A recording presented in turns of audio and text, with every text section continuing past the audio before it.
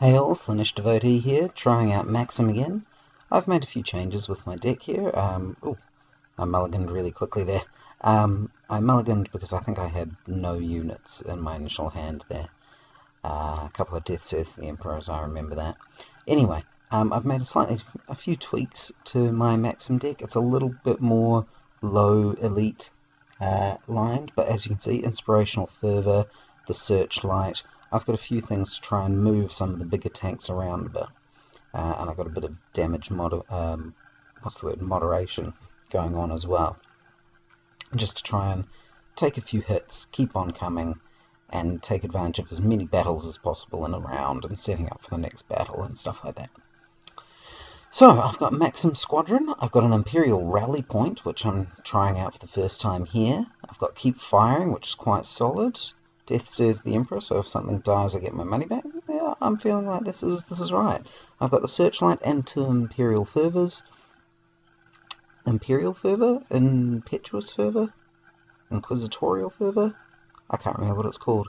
Anyway, so red planets win by planet 3, and then there's another one, so there's an extra red there.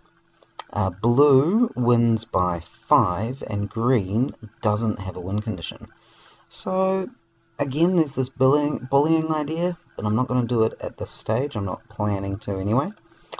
Taurus is on the board, which is good. So I figure I'll start trying to put things onto the green planets. There's not a lot of green planets with my rally point, but I figure if I get a couple of things onto the earlier green planet, if I have a fight there, I can probably do Inspirational Fervor and send them away from that planet if they... So I buy them cheaper and then, move them away after a battle at that planet. I thought I'd give it a try anyway.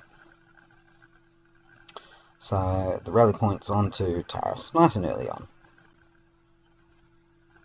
And he brings a Stalwart Ogre into the mix, which is quite interesting. 2 cost, 1 hammer, 2/2, pretty standard little unit. I believe immune to enemy events, which is just an interesting sort of card to have there. So I get my squadron, I drop the price by 1 and I put it onto planet 2. I'm skipping planet 1 but seeing if I can get something out of planet 2. Maksm squadrons are 2/3 with a command hammer, and they, when you use a shield card, it gains a shield icon. So if I use the Searchlight to shield my Maksm squadron, it would count as a 4 shield shielding. If I have a support card, my Warlord ability allows me to shield for 1. Being a tank on the Warlord ability makes that a shield card of 2, and being Maksm Squadron, that makes a shield value of 3. So if I have a support card, I can shield for 3 on my signature unit there. So I'm feeling that's quite a good thing. What I'm thinking at the moment is that I'm just going to go to Taurus to get the battle ability out of it, and Maksm Squadron being fairly tough will be able to keep me alive there. I should be able to use Keep Firing to cause some more damage if I need to, and so I feel like that's good. He drops a Destroyer Cultist down onto whatever that planet is there, which is interesting. They're a 3 cost unit. It's only got the 1 command hammer, so that's a really big price he's paying to go there for command. They're a 1/4, so well, normally a 1/4. At the moment, this one's a 2/4 because there's a non-Necron unit out. But it just seems like it's a lot of money to be spending on what's effectively just command. Normally you'd want to put out like a 1 cost unit out to gather command like that. But I've got nothing else I can do. It's all events and an attachment that I feel like I want to save the attachment. I thought about putting onto the Maksm Squadron, especially with Keep Firing already in my hand. But I decided I wanted to save it and see if it was more useful on something bigger. So I'm going to planet 2 to trigger that battle ability. He threw out an Immortal Vanguard or Loyalist, I can never remember which. It's the one that gives non-Necron warriors, and I think non-Necron soldiers as well, but it might just be warriors, +1 attack and +1 HP, I believe it is. It's an interesting one. I think it goes well with a swarm as long as you've trait matched fairly well, which he probably will be doing, I think. Because you want the swarm, because you want as many things to be getting the bonus as possible, but then of course you just go for the Immortal Vanguard or Loyalist or whatever it is called. But still. I picked up Preemptive Barrage, which is fantastic. So I've just got an array of cards that I feel like are going to be useful, and I'm pretty happy with that. Nobody's getting Planet 1, which is fine. I've got no actions, no command actions, no Planet 1 actions. Neither is he, so we'll get rid of that planet. And then we're on to me. I'm feeling fairly confident that he's not going to have anything he can pull off against me here. So I've got no actions, he's got nothing, and so I'm going to trigger that, and I'm going to trigger for cards. I just feel like I want to have more options. I don't have any units.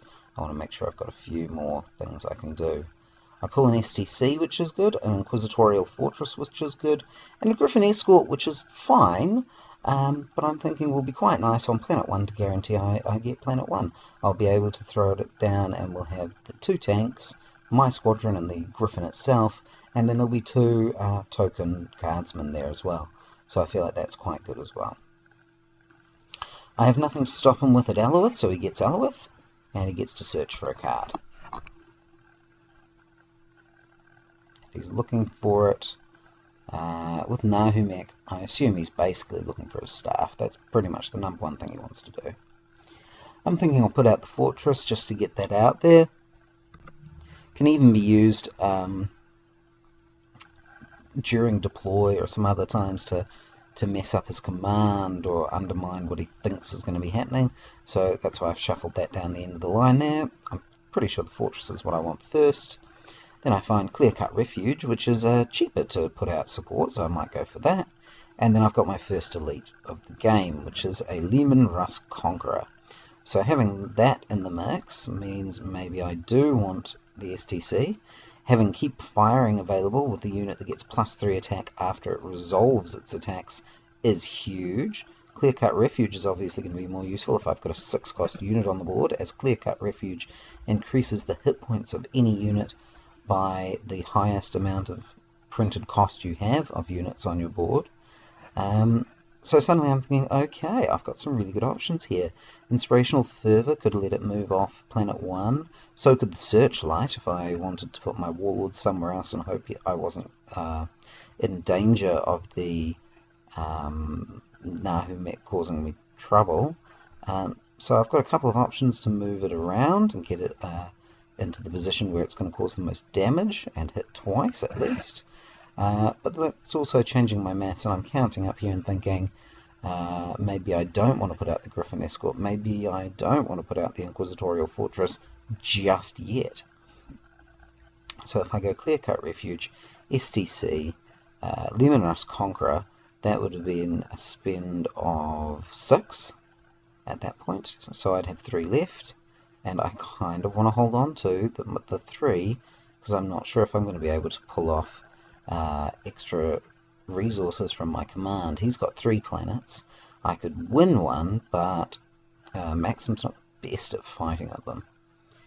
Warriors of Gidrim, they're pretty solid.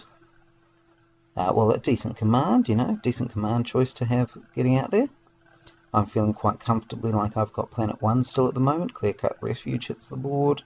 The Warriors of Gidrim are a 1 command hammer, 1/1, but when you have 3 or more, or 2 or more factions, not 2 or more non-Necron factions on the board, they gain an extra command icon, so they become a 1-for-2 command, just like the Slith Mercenary here.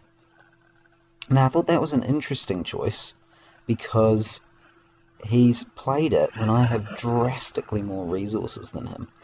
Unless he's hoping to stall out, I would assume I can buy the Slith and win that battle. But of course, that battle often ends up in everybody's resources being reduced while you buy it back and forwards. And I don't want my resources reduced. I want to get out some of my bigger things. So I've deployed my STC, which is a limited card, but I exhaust it to reduce the cost of an elite by 2. And that will be my next move, probably to Planet 1, where I can play Inspirational Fervor to the biggest effect as a green planet, and move both of those tanks to Planet 2. It also means I get the use of the Rally Point to drop the cost a further 1, on top of the value that the STC would give me for that, which is great. I still have my Death Serves the Emperor, which is good, so if he does kill it, I get 6 back, even though I only spent 3 on it. So there's some good options here. I'm feeling pretty good about this. I also began to realise that if I'd have played the Griffin Escort and put out my Token Guardsman, potentially I might not be... I might be outnumbering him and then unable to trigger Taurus. And I want to trigger Taurus if I can win it here. So he's played the Harbinger of the Storm, one of the new Black Crusade League cards, available if you look up Black Crusade League. You can find their website where they make that available. And the Harbinger of the Storm is a 2-cost, 1-command, 2/2, if I remember correctly. And it has a reaction that when you deploy it, or when it enters play, I'm not sure which, you get to change your enslavement dial. So it gives Nahumekh just another way to just tinker with the number of non-Necrons he's got on the field. So at the moment he's got the Ogren and the Slith Mercenary, and interestingly, if I buy the Slith Mercenary, he no longer controls that many non-Necron factions again, so it could be worth me taking. So the Conqueror there, 3 command, 3 attack, 6 hit points, so I was winning command, but every time it resolves an attack, it gains 3 attack strength. So it goes from 3 to 6 to 9 to 12 if you can keep doing it. And he drops a Shrouded Harlequin onto this planet, which is interesting. I'm thinking it might have just been the cheapest Eldar he had. But it's a 1-command 2/1, but after it's destroyed, or after it leaves play, after it's destroyed, exhaust a target enemy unit of your choice at a planet of your choice. And the great thing about that is you can exhaust... Once the Harlequin dies, the player that controls it can then exhaust any unit, including warlords, at any planet that it likes. So it's a great assassination tool. So I was a little bit worried about potentially putting Maksm somewhere else, because presumably the Harlequin will exhaust me. But he's got the Warriors of Gidrim down on a planet that just provides resources, which would be great for me at the moment. So I'm thinking I'll probably end up going there. Between the Slith Mercenary, the Harlequin, and the Harbinger, actually, there we go.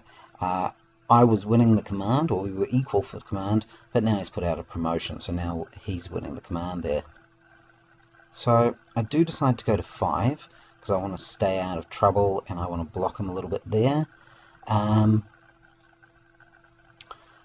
could have gone to 1 to get the command back, but I thought I want the bigger resource shift. I want 2 to come in, and then I want to steal 1 off him as well if I can, if he's not spent it by then.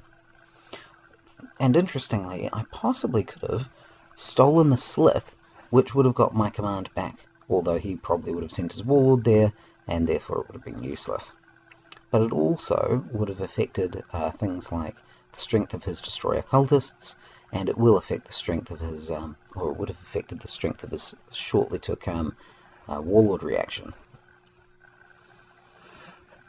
Okay, so we're pretty close with command. Taurus has let me stay pretty close, and this command sort of snipe-ish move that I've done with Maksm helps a little bit. And now we've got quite a few things that we're facing. But I have got Keep Firing, and I have got Preemptive Barrage. So I've got 2 things that are pretty solidly useful here. No command actions for me.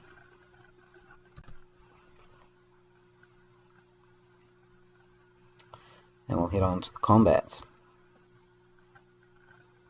And there it comes. And I completely blanked that this was going to be happening. I possibly should have got rid of the Slith, because then he wouldn't have been able to kill the Maksm squadron in one go like that.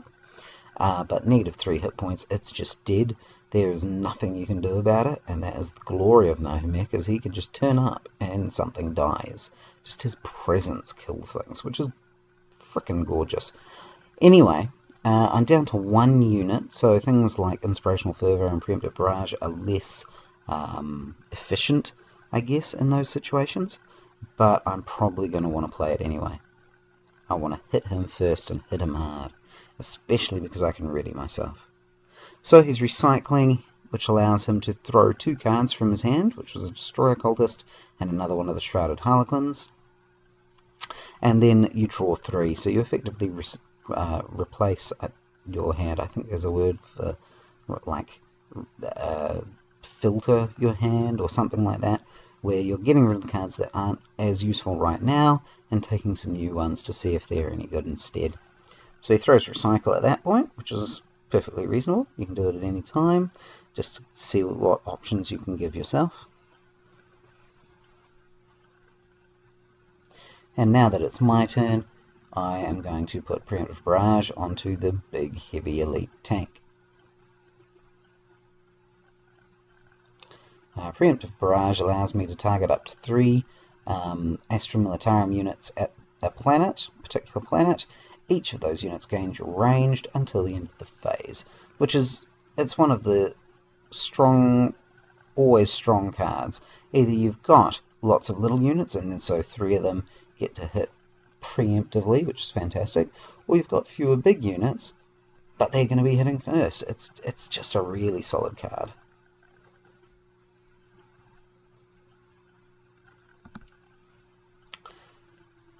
So no further actions. I have ranged, and so I'm thinking, what do I want to kill first? I decide the Slith, because it's such an efficient unit for its cost.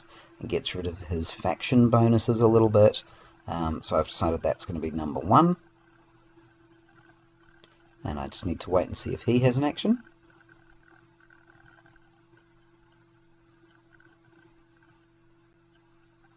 But he doesn't, and so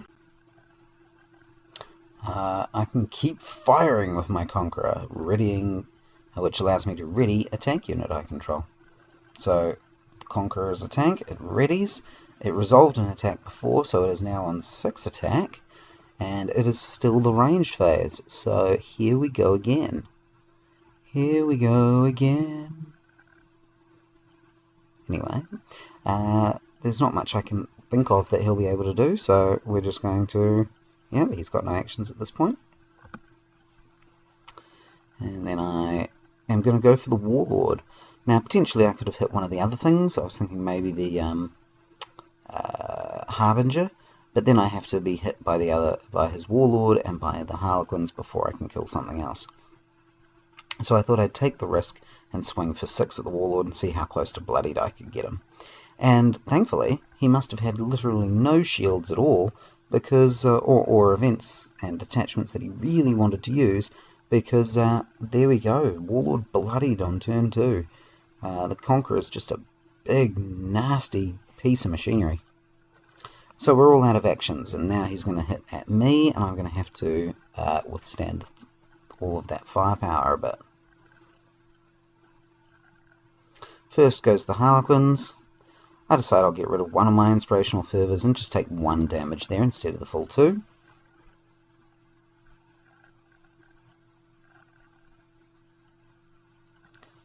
And then he gets to swing again with the Harbinger of the Storm, and I just have to take that damage. I don't really want to give up all of the potential things I could use to shield with.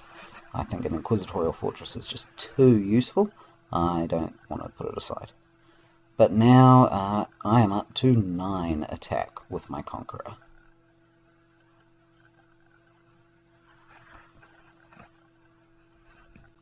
And there was a short interlude there of exactly how did the Lehman Russ Conqueror work. To move things along without much further ado, I decided the strength of the Conqueror at this point is pretty much irrelevant, and so I will just leave it at 6. It kills everything on the board pretty solidly, so that's fine. One of the things that I was thinking of, and I shielded, and maybe I shouldn't have shielded, maybe, is that this is a green planet, so when we're done I can use my Inspirational Fervor, and if I'd kept my other Inspirational Fervor I could have jumped all the way down to the planet with my Warlord to guarantee that I could kill the Warriors of Gidrum quite handily, and then I could have used my next Inspirational Fervor to jump the Conqueror back to what is currently Planet 2. He decides that the Conqueror just seems too dangerous at this point, and he backs off. So that's fine, and that allows me to trigger again. And I'm going to get some more cards again, because I've still got that Death Serves the Emperor, which I could potentially be using with the Conqueror if he manages to kill it, and so that should be quite helpful. So Taurus, I trigger Taurus, which allows me to get another 3 cards, and then I play Inspirational Fervor, moving the Conqueror over to the next planet. The rally point is no longer useful, so it didn't really pay off there. The Preemptive Barrage is finished with, just showing that I'm using the Fervor with the Conqueror, make that nice and clear. And I've pulled myself another Death Serves the Emperor, and a Rogue Trader, which is nice to help pay for some of this stuff, and another Preemptive Barrage. So I feel like I've got a nice solid beginning there. I've got 1 red and 1 green. Next we're fighting at a red planet. Then after that we're fighting at a red and green planet, which would allow me to potentially win. And then there's another green planet a little bit further down the line. So all in all, I'm feeling good about that. He got a bunch of resources in his command phase, so that means I'm going to steal one off him, and I can. He hasn't used them up. That's great. I did think I also had the option of using the Clear Cut Refuge, either on the Conqueror or on the Warlord, just to ensure I won whatever battles I was in, but it was irrelevant at the end of the day. So I've still got that Inquisitorial Fortress, I've still got that Griffin Escort, so those are some good options here.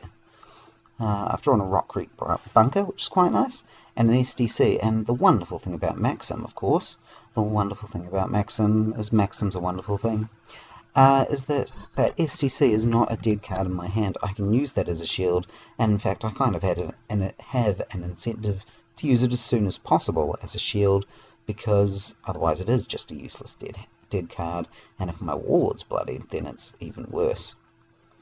So out goes the bunker, just to soak up a little bit of extra damage as the game goes on.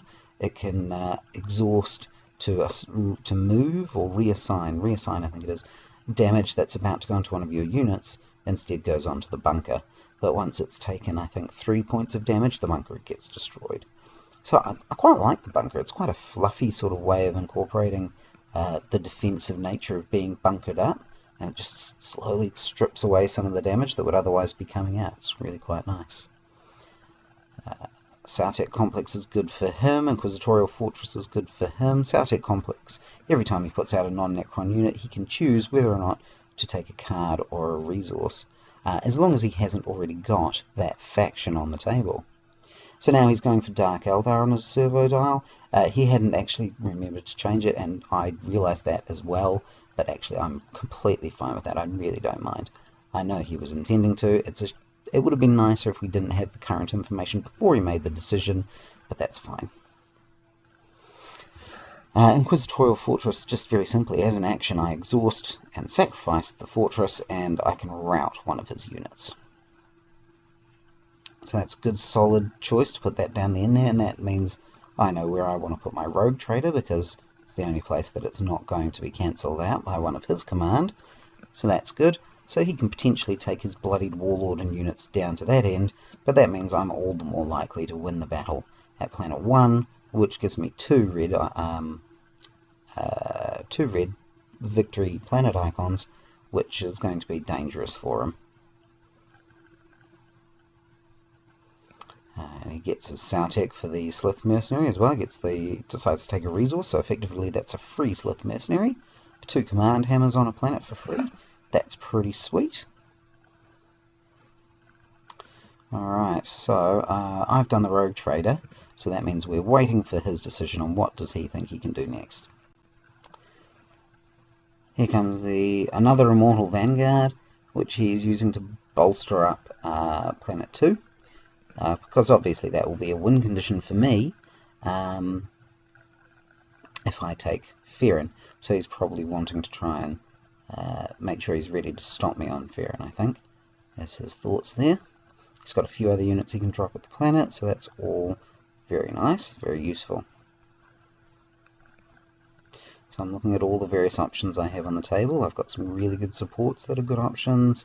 A couple of events that will help me out.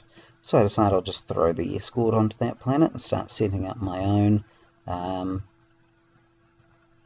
danger army ready to go for later on. And I'm also thinking there's 3 units right there, so if the Warlord comes to this planet, I can preemptive barrage them and hit him a bunch of times in the range phase instead of waiting for him to pick off a couple of these units. So I feel like that's got some good options there. It's got another Destroyer Cultist, which he throws back onto that second planet, making a real fight for it. I was considering maybe I should put the Searchlight onto one of these units. Onto the Conqueror in particular could be really, really good. Then after its battle, it would have to be ready when it won, if it's the only thing there, so the Searchlight would then allow it to move and be given ranged, facing the Warlord, if Nahumekh goes to Planet 2, of course. If Nahumekh goes to Planet 1, well, that's a whole different ball game. So I go to 3, thinking I'll get some more cards out of the mix. That's fine by me. And he goes to Planet 2, I'm assuming, hoping to set up to stop me. But the Conqueror's got plenty of command icons, so suddenly I find that after having a slower beginning there, I've got the majority of the income here, which is really nice. Nice to be able to turn that around. So he gets 3 resources, I think it looks like, and I get 4 cards along with my 3 resources. So that's excellent.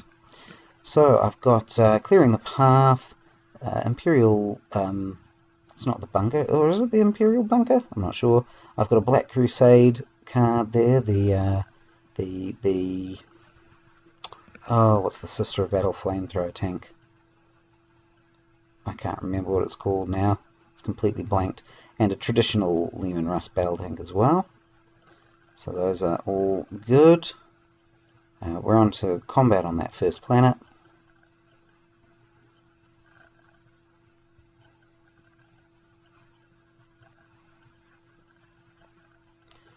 He says no command action, and then he says he thinks he concedes.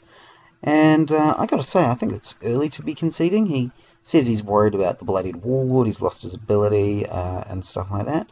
But I think I would have kept going if I was him. I think the cultists on that planet are quite tough, and a few other things like that are really rough. But I did have some interesting cards and supports that were beginning to turn up, which would have been fun.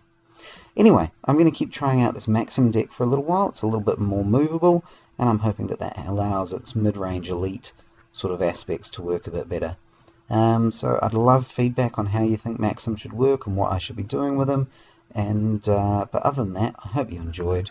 Hope you saw something a bit different, and I'll talk to you again soon. See you later.